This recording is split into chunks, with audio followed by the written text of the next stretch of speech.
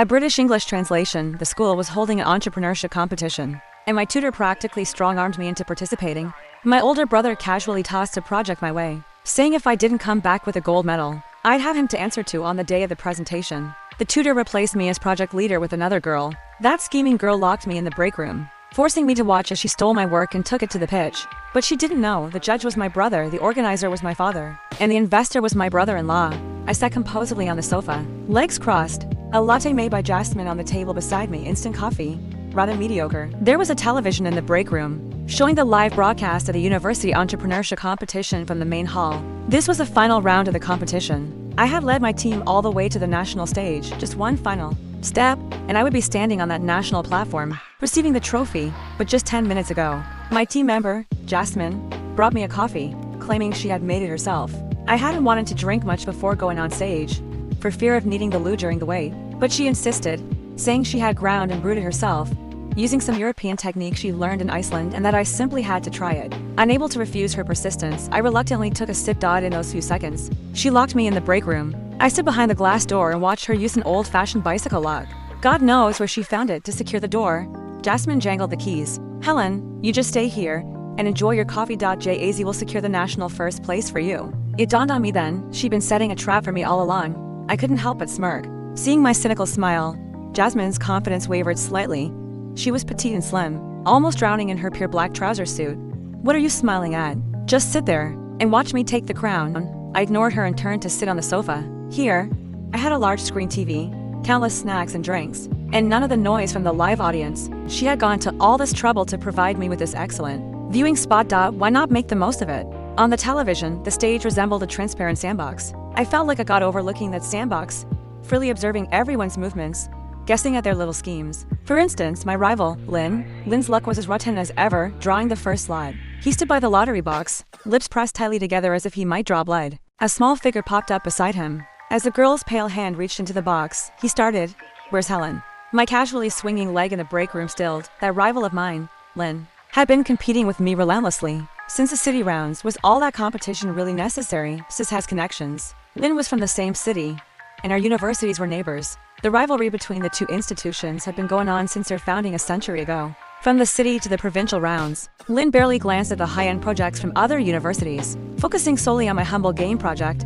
Perhaps it was a tradition at his university: bleed, shed tears, but never fall behind, determined to crush the rival team next door. Lynn's sharp gaze clearly startled Jasmine. She held her number placard and offered a placating smile.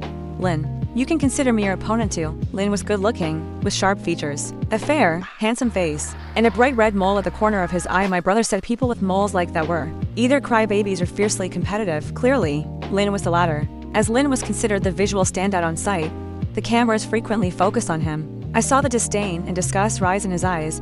He smirked coldly. "Is your university that short on people? You can still withdraw, you know?" Jasmine revealed her card, number 2. I put down my coffee cup. Well, this was getting interesting. For this final battle, Lynn had refined numerous details in the business plan. He had even paid out of his own pocket to develop 3 actual, functional prototypes to showcase live. This is a cross-type dual-rotor compound thrust tail rotor unmanned helicopter, built at a 1 to 0.006 scale. I wasn't well-versed in science projects, but the 3 helicopters hovering over the stage were impressive enough. Add to that his team introductions, not a master's student nor a PhD in sight. Practically everyone had published academic papers in globally renowned journals. Explosive start, precisely because this competition was usually so serious. They had specifically hired an entertainer this time. Holding his cue cards, he exclaimed to the camera, "The team from Handong University of Technology has set a high bar." But now, the pressure shifts to our second team. What was the pressure on team 2? Because aside from Jasmine, everyone knew my secret. As Jasmine had been inserted into the team last minute through the tutor's influence, this secret hadn't been shared with her. As Jasmine stepped onto the stage in her 8-centimeter heels, the camera cut to judge number 2, Justin. He has her father's surname. I have her mother's. The poker face stems from a childhood incident when he took me to the playground. I accidentally fell off a slide. He tried to catch me, and we both tumbled on the ground. He injured his face, damaging some facial nerves. Angel investor, because my brother truly loves spending money. He always invests in what seem like rubbish projects. While there are failures, successes are more common. Being young, he particularly appreciates current software and tech trends. Before the close-up of my brother ended, his message arrived.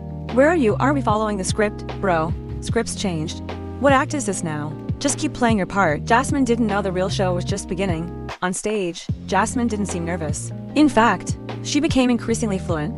The 10-minute pitch and 5-minute Q&A went off without a hitch. Perhaps to deliberately stir up drama, the cameras frequently cut to Lin, highlighting the rivalry between our two universities. Speaking of Lin, he's young and can't hide his feelings. I heard he's only a second-year student, somehow managing to secure this impressive project. He stood throughout with his arms crossed, a dark, brooding look in his eyes. My project wasn't particularly outstanding, especially in a competition where past winners were usually research-based projects. My entertainment-focused game software held almost no advantage.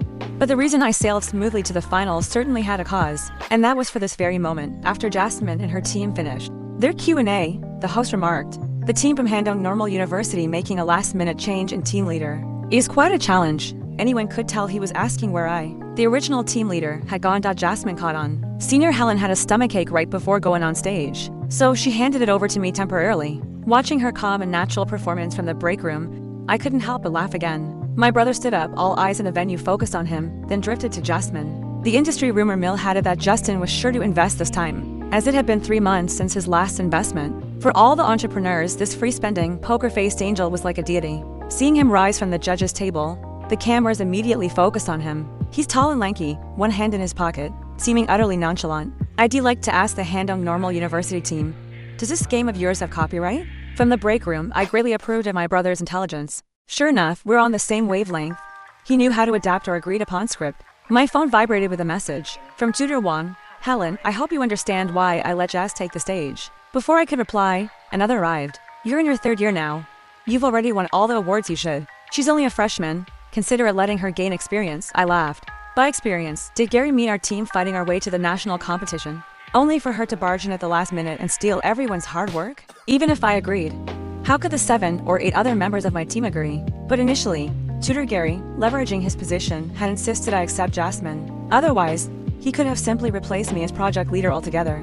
Because my project was somewhat special, I had a prior agreement with my brother. If I could make it to the national competition, he would handle the rest. To avoid disrupting my brother's plans, I had to agree.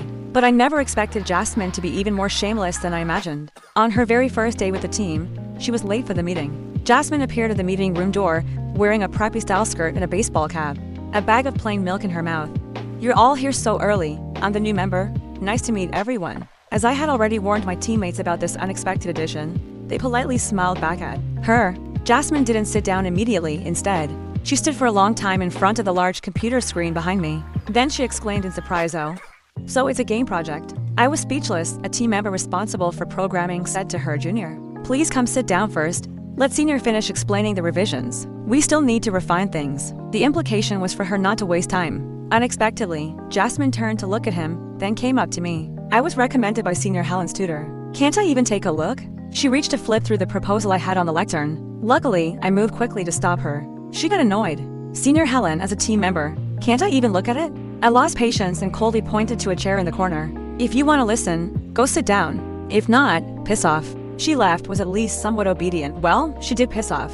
After all, she had connections and pulled the tutor card to pressure me. Not long after she stormed off, the class monitor informed me that the tutor wanted to see me in his office. In the office, Jasmine sat close to Gary, their posture quite intimate. But her constant cries of bro Gary were as annoying as a clucking hen. When the tutor saw me, the infatuated look he had vanished, replaced by a stern expression. "Helen, come sit." I remained standing. "No need, teacher. I have things to do." "What did you call me for?" Gary glanced at the girl beside him. "I told you. Jazz is from my hometown. She has good grades and has played many games. She can be a great help to your project. How could you treat Jazz like that?" I glanced at Jasmine. She really looked pitiful and delicate. "What did I do?" I asked. Gary mistook my question for weakness and submission, immediately adopting a lecturing tone. "Before Jazz even joined the team, you were bad-mouthing her to the other members. You've made the whole team dislike her. Is that how you, as a leader, manage a team? Creating internal conflict like this?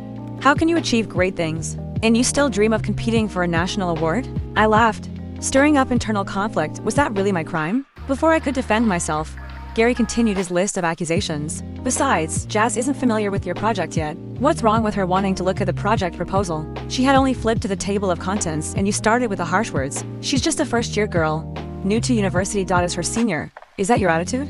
Do you really want to leave such a bad impression on a new student? I don't want our university to produce another Senior May." Ha! How could I possibly compare to the recently viral Senior May? That's flattering me.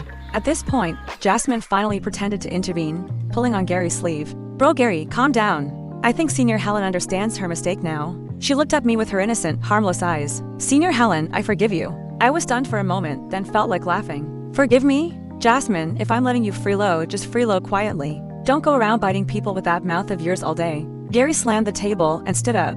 Helen, how can you be so rude right in front of me? Don't think just because you made it to the national competition that you're something special. I smiled, sorry. But I really am something special. In the entrepreneurship competition, tech projects always have the advantage at our normal university. We excel at liberal arts. Scientific research is somewhat challenging. This time, relying on my brother's guidance, I developed a game. And this game's prospects were quite good, which is how our university broke through the competition and reached the national level. You should know, the last time our university won a national award was for a poverty alleviation education project, with a red theme. If not for the significant educational and poverty alleviation implications, it would have been difficult for a liberal arts project like that to win a national award. I left the tutor's office, but I hadn't expected that Jasmine wasn't some delicate white lotus. I heard her proud voice from behind, just you wait. So what if you're the project leader? My recollection was interrupted because Jasmine, in front of everyone, produced a certificate. Opening it, it was unmistakably a software patent certificate issued by the State Intellectual Property Office, complete with official seals and signatures, no possibility of forgery. I gasped. This was getting serious. The matter of applying for a patent, my supervising teacher had mentioned it, but I hadn't planned to apply, because the patent for this game was already in my brother's hands. The story goes back half a year. My brother discovered the prototype of this game at an unremarkable small studio. His spending itch acted up again, and he couldn't resist. He bought the game and agreed to let the studio continue developing it, with him just providing funds. But after the game was developed, there was no marketing avenue. Blanket advertising would likely backfire. So, he set his sights on this university entrepreneurship competition. The university entrepreneurship competition isn't hugely popular among the myriad of high-profile events. It can't compare to the maths Olympiad or debate competitions, but it still holds some reputation within the industry. Plus, this edition of the competition had my brother as a judge, the legendary poker-faced angel investor, privately also known as Money burns a hole in his pocket. Furthermore, before the competition, my brother hired numerous marketing accounts to create videos about the rivalry and drama between me and Lynn, our two universities. The hype surpassed all previous competitions. The goal was to launch this game. At the time, tutor Gary required our class to submit 10 projects. Coincidentally, my brother wanted to use this competition, so I signed up. My brother and I agreed he would pull all the necessary strings to ensure I smoothly advanced to the national competition. To avoid taking up a winning slot, he planned to announce during the final pitch that this game was actually developed by a studio under his wing. My role would be as one of the software investors, logically justifying my place on stage for the pitch. That way, everything would proceed logically. I get the award certificate, my brother promotes the game, a win-win. But now, there seemed to be a change. Another host, a female one, presented the patent proof to Judge Justin. My brother looked at it for a long time, frowning. The inventor. Why is your name listed here? I recall your team leader, wasn't you? Jasmine smiled gracefully. The former team leader had a short-sighted view and didn't want to spend funds on applying for a patent. So, I took it upon myself to fund the application for the team. Because the former team leader was unwilling to provide identification, I had to use my own details.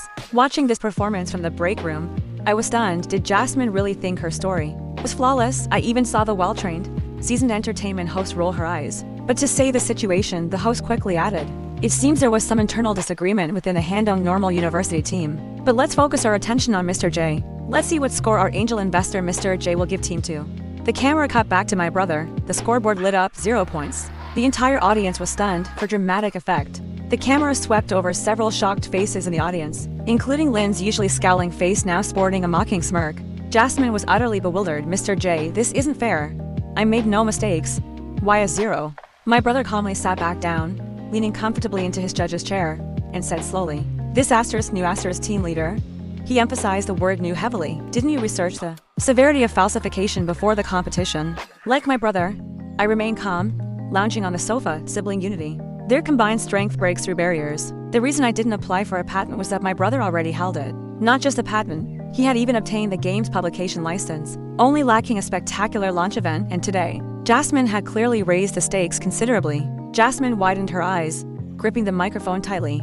How is that possible? I applied for the patent. Where is the falsification? My brother smirked, holding up the patent certificate with one hand. Young lady, bought online with express delivery, wasn't it? Even the font is wrong. Applying for a patent doesn't take extremely long, but it certainly can't be done in a mere few days. Even choosing express service on a shopping website would take a month or two.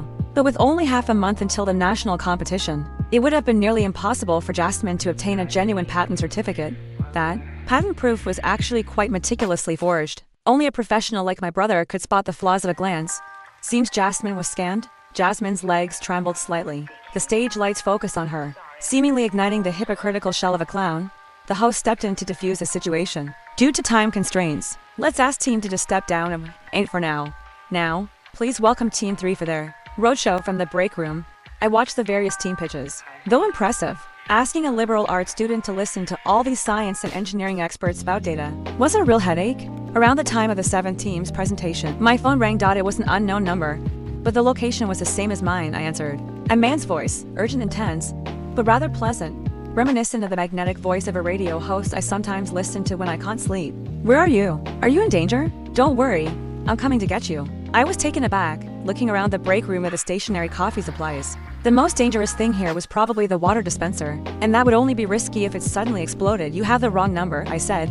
But the person ignored me, still sounding extremely anxious. Helen, wait for me, I'll find you. Simultaneously, I could hear a frantic woman's voice in the background intermittently. Lynn, even if you find her, it's useless. I drugged her just to wait and watch her die. Then came the sound of a phone being knocked away and hitting the floor. Fortunately, the phone seemed sturdy. I could still hear the mad woman being kicked, followed by silence. Presumably she'd been knocked out. I couldn't help but glance at that awful cup of coffee. Surely not? Jasmine certainly had issues, but she wouldn't go as far as murder. Besides, aside from not being nice to her, had I actually done anything else to warrant this? Lynn found me while I was spacing out behind the glass door. He stood outside, anxiously shaking the old bicycle lock to no avail. Then, he suddenly looked up. His eyes, usually perceived as narrow and seductive, now held determination and a fierce resolve. He mimed the words, "Step back." I retreated to a safe spot. Lynn raised his long leg and started violently kicking the glass door. Once, twice, it seemed futile. On the third kick, the glass cracked like a spider web. On the fourth, it shattered completely. Shards of glass flew as he stepped through. For today's roadshow, he wore a navy blue suit, though it didn't quite match his roguish appearance. It gave him a certain suit-wielding enforcer vibe. His suit trousers were straight and well-tailored, his steps crunching on the glass fragments. "Helen, I'm here," Lynn said. Before I could say anything, Lynn scooped me up in a horizontal carry, not allowing any protest. I saw Lynn's tense expression, tears almost welling in his eyes. He held my hand tightly, not letting go. "Helen, don't be scared. Once you get your stomach pumped, the poison won't matter." I laughed incredulously. "You didn't actually think she dared to poison me, did you?" He stopped running. "Damn, that's just no, we still need to get you checked out."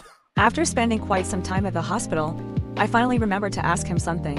"Is this you being concerned about me?" Lynn sat on the hospital corridor bench, his head resting against the back, eyes reddening uncharacteristically. Though his mouth remained tough.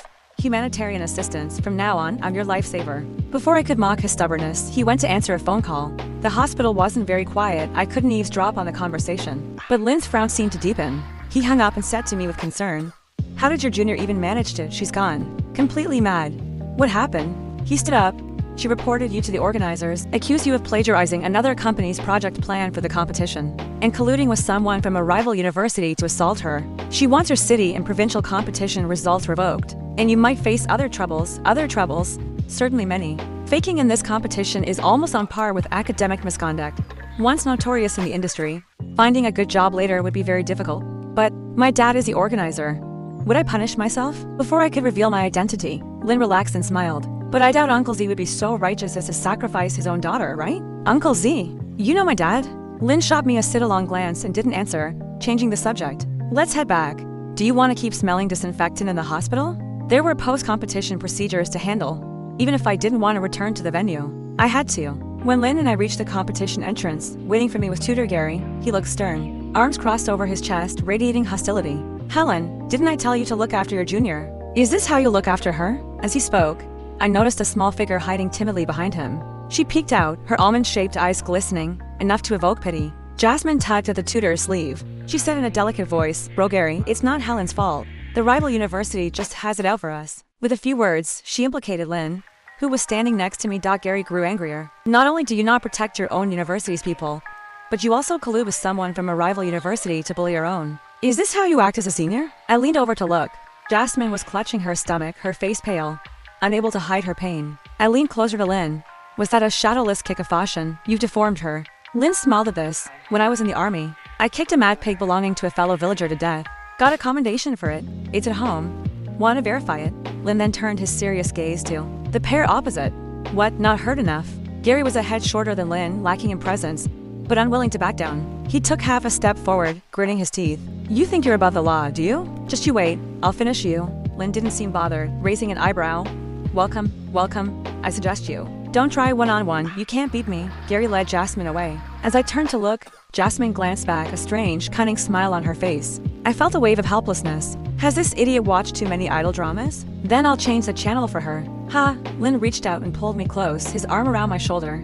The move was sudden. I was somewhat startled but couldn't resist. He lowered his head, his lips just an inch from mine, his warm breath brushing my forehead. Let her watch the military channel. With all the post-competition interviews and wrap-up. It was the middle of the night by the time everything was finished. My brother waved to me as his driver pulled up to the entrance. Come on, I'll drop you at the hotel. Lin appeared from behind me as if from nowhere, again familiarly slinging an arm over my shoulder. As agreed. Come verify my commendation. I pushed his hand away. Who wants to see it? My brother's eyes lit up, brighter than when he sees a potential investment opportunity. Lin, finally caught you. I didn't dare recognize you on stage earlier. Back and you didn't even tell me? You owe your second brother a meal. Lin scratched his head apologetically. Was too busy looking for Helen. Forgot to tell you all. Amusing. Did I suffer from temporary amnesia? Why were these two fools acting like strangers? Seeing my confusion, my brother grinned mischievously. Shh, don't tell her. Let her figure it out herself. Lin relented, giving a hint. Hong Kong summer solstice, when I was around 13. My dad decided to expand the business to Hong Kong to train my brother.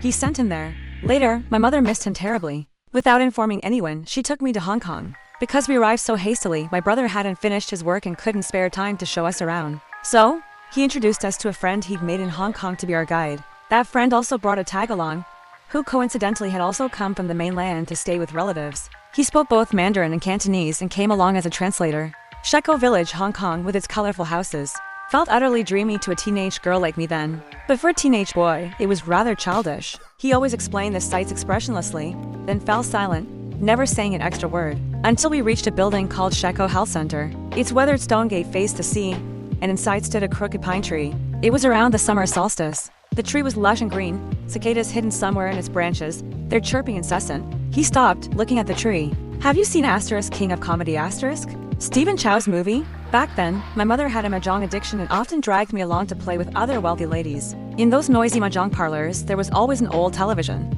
It often played old Hong Kong movies. * King of Comedy * was a regular.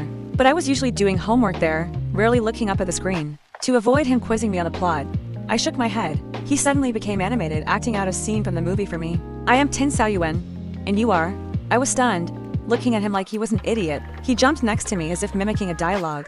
Liu Piu Piu. The sea breeze blew gently, palm leaves swayed, waves washed over the sand. I tilted my head and saw his red lips, his bright, lively eyes, the hair in front of his forehead swaying in the wind. I asked him, I am Helen, and you are? Lin, as in a Lin and awe-inspiring. When I emerged from the memory, my face felt slightly warm. It had been so long that I had forgotten that face. The one I swore in my youth I would never forget. Lin tapped my head with his finger. Remember now?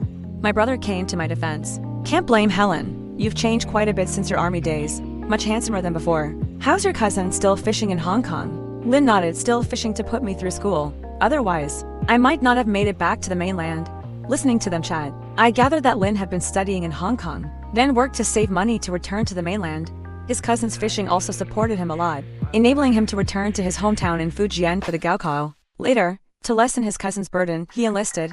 He served for 2 years in a naval unit, reinstated his student status last year, and was now a second-year university student. I interrupted. You said you were looking for me. Why didn't you look for me in the first year? My brother clutched his stomach, laughing. See, you can't mess with young ladies. Lin smiled sheepishly. I didn't have your contact info. Heard from my cousin. You were in the city. So I came. Lin was in sciences. Our normal university science programs aren't particularly strong, so him choosing the neighboring university made sense. My brother handed me his phone. It was an already connected call. The contact named Rich first. Jenny, Dad, your son doesn't want to talk to you. So I'm taking over. My dad, accustomed to our family's bantering genes, ignored my nonsense. Don't forget your cousin's engagement party tomorrow. Come back for it, oh ho. Banquet time. Banquet time. My dad delivered another blow. All you think about is eating. You're already in Shanghai today, right? I'll send you the location later. Don't be late tomorrow.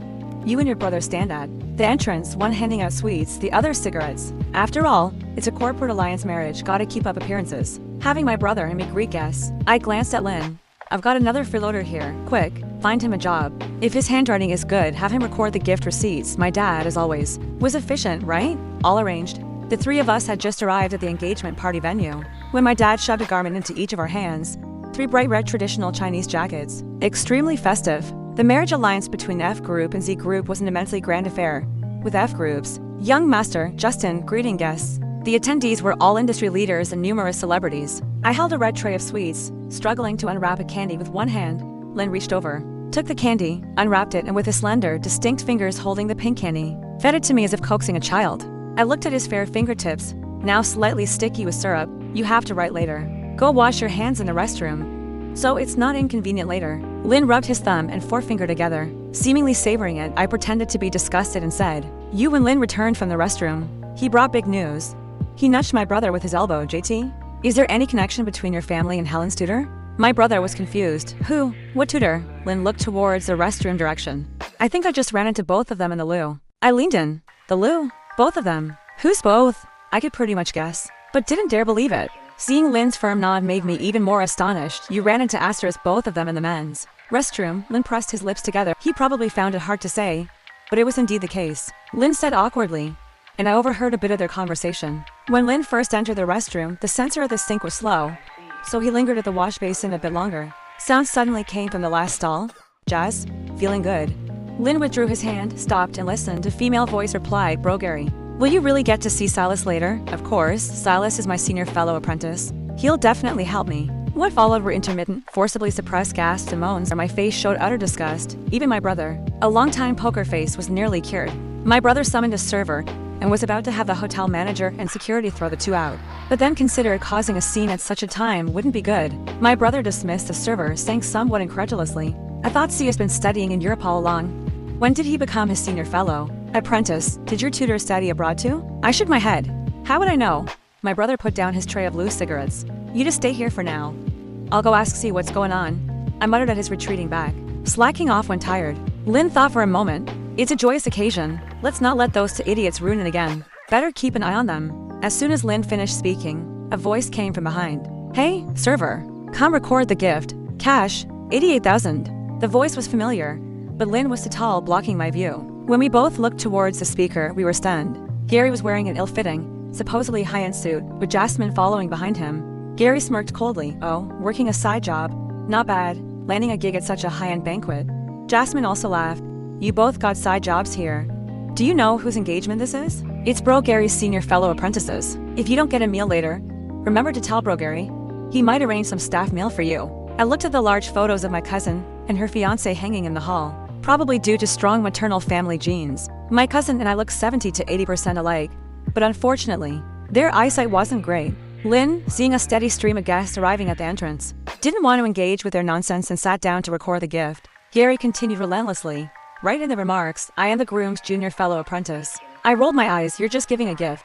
Why so much drama?" The music started inside the hall. Gary didn't hear my sarcasm, but Jasmine did. She turned to scrutinize me. "That outfit suits you well. Cheap and tacky." I laughed. Zuhair mirrored high-end custom bridesmaid dress, the decorative brooch alone set with 18 rubies. The last time I saw someone call this style tacky was in the comments section, when Miss Lynn and Wallace Huo's wedding photos were revealed. I put the candy tray on the table. "Mr. Wang, Miss Zhu, could I see your invitations, please?" Jasmine panicked, tugging at Gary's sleeve. Unexpectedly, Gary actually pulled out an invitation. "See this, you, server?" He said the word slowly, as if assured of victory. I had no choice after all. It was the Fu family who had invited them. Watching him walk in hand with Jasmine, I felt a twinge of discomfort, but I still couldn't ruin this joyous occasion. Lynn saw my crestfallen look and couldn't hold back his laughter. "Quit looking so grumpy. JT's already got to the bottom of it." Lynn handed me his phone, and there were messages from my brother. It turned out that although my cousin-in-law Silas had been studying abroad in Europe, he'd been a bit of a handful when he was younger and had snuck back to China for a while, afraid his dad would send him back to Europe again. He'd tracked down his elementary school teacher from his hometown and stayed at the teacher's house for half a month. It was during that time that he'd met Gary. Originally, the invitation had only been sent to that elementary school teacher, but the teacher was already quite elderly. Gary had called to ask if he could attend in the teacher's place, since the banquet had more than enough food for an extra person or two. My cousin-in-law hadn't turned him down. I was left speechless. So anyone who was taught by the same elementary school teacher counts as a senior fellow apprentice now? The welcoming duties didn't last long anyway after all. My brother and I are both lazy and ravenous. Once we saw that almost no more guests were arriving, we took Lynn and sneaked off. But that stoic angel my brother had other tasks. As the young master of the Joe group, he had to do the formal rounds of toasting.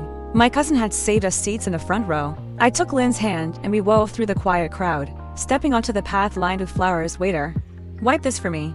A delicate voice trilled, drawing out the last syllable in a soft, charming way. Of course. The moment would have been even nicer if the person I saw when I turned around hadn't been Jasmine. Jasmine was carrying a basic model LV bag with an off-white mink fur exterior and a prominent embossed logo, quite a standout among the brand's basic styles. Don't use water on it, she said. If you ruin it, you won't be able to afford the replacement. Jasmine tilted her head and smiled. I was holding Lynn's left hand, and I could feel the veins on the back of his hand bulge clearly. He was at the end of his patience. To stop him from kicking Jasmine the way he'd once kicked a mad pig to death, I patted the back of his hand gently to soothe his rage. Before I could react, Jasmine added, "Are you deaf? Didn't you hear me?" I took the bag, watching as she curled her lips into a proud smirk. The table was filled with dishes, many of which were seafood. Conveniently, the closest thing to me was a small plate of dipping sauce for the blanched shrimp. "What do you think you're doing?" Jasmine shrieked. Clearly, this bag was her prized possession, so much so that she lost all decorum and screamed out loud. The mink fur on the bag's surface was stained black by the dark sauce, dotted with chopped green onions and chili peppers. Oddly enough, it looked more distinctive than an ordinary mink fur bag. Jasmine raised her hand, ready to slap me across the face, but Lynn kicked her hand away. Although Gary thought Jasmine's screaming had embarrassed him earlier, now that his date was being bullied by a waiter, he knew he'd look less than a man if he held back any longer. He stood up and yelled, "Helen, what do you think you're doing? Causing a scene at someone's wedding? Is this what they teach you at school?" "At my wedding, Silas? I don't need you to tell me how to run things." The voice was cold and stern, sending a chill down one's spine. Against the backdrop of the brightly lit hall decorated in traditional Chinese red, it felt even more icy. My cousin was wearing a resplendent gown in pure red, and on her head was a replica of the Nine Dragon, and Nine Phoenix crown worn by Empress Xiaoduan of the Ming Dynasty. Since the original crown had been a burial artifact, the replica had been modified to have 9 dragons and 8 phoenixes, but it still exuded unparalleled luxury. My cousin-in-law was dressed in a red robe in the Ming Dynasty style, embroidered with numerous wandering dragons in gold thread. He looked down from the raised platform with a commanding, imposing air. "Senior fellow apprentice, you're here. The waiter you brought is really out of line," Gary said, trying to curry favor. "Please, like you're closer to him than I am." "Silas, your junior fellow apprentice seems to have upset my sister," my brother said from the side. Silas gave an apologetic smile. Jasmine clutched her stomach and stood up. "Helen is your sister." Silas glanced at Jasmine, whose face was contorted in pain, and said, "Now that you know, get out." After all, no one wanted to make a bigger scene in a wedding. Gary knew he couldn't take on her whole family, so he helped Jasmine leave. I buried my head in eating, but halfway through the meal, a waiter came and asked for Lynn. Worried something might happen, I went with him. Jasmine was waiting by the place where gifts had been recorded earlier. When she saw us, she put on a nonchalant act. "Since we didn't even get to eat, give us our money back, alright?" She meant the 88,000 yuan, a traditional monetary gift in Chinese weddings. Gary walked in from the door, grabbed her arm in disgust and said, "Let's go. Haven't you embarrassed yourself enough?" Jasmine flung off his hand, embarrassed. "I'm the one who's embarrassed. I borrowed this money through online loans. Are you going to pay it back for me?" Lynn and I exchanged glances. It was hard to put our feelings into words. We wanted to laugh, but we had to hold it in, and that feeling was really unpleasant. Maybe our effort to hold back laughter was too obvious because Jasmine glared at us. "What are you laughing at?